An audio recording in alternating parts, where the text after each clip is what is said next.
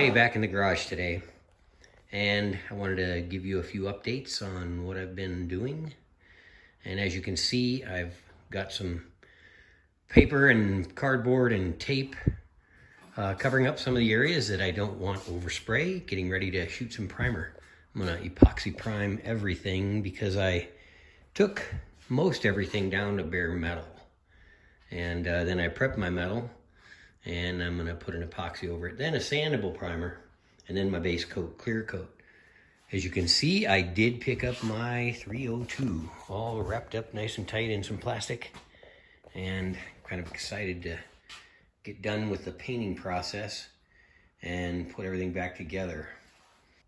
I took a Scotch-Brite pad and roughed up some of the factory pieces that I added that have an epoxy coat on them already.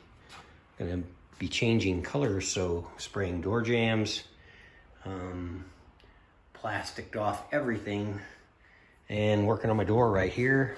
A few little imperfections along the bottom, but again, took everything down to the bare metal. There were 3 coats of primer and paint on here. It took me a long time to get everything cleaned up and back to bare metal. So let's get some primer on here and ready for some paint. I went ahead and put the doors back on so that I can paint the insides. I'll open up the door and then I can gently close the door. They don't rub on anything, and paint the exterior as well. So that's what I'm gonna go with. Got my hood and my tailgate laying there too. A few more individual pieces that need to be painted, and I'm pretty excited. Well, there you go. One midnight blue Bronco painted. Just finished up venting out my shop.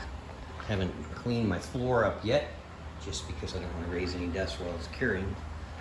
But I'm pretty happy with how this came out. I used a base coat, clear coat, and saved a little bit of money and went with the restoration shop. And I'm quite impressed, actually. Paint went down nice and smooth, and the clear coat was a quality urethane clear coat. 4 coats of base coat and 3 coats of clear. And this is how it came out.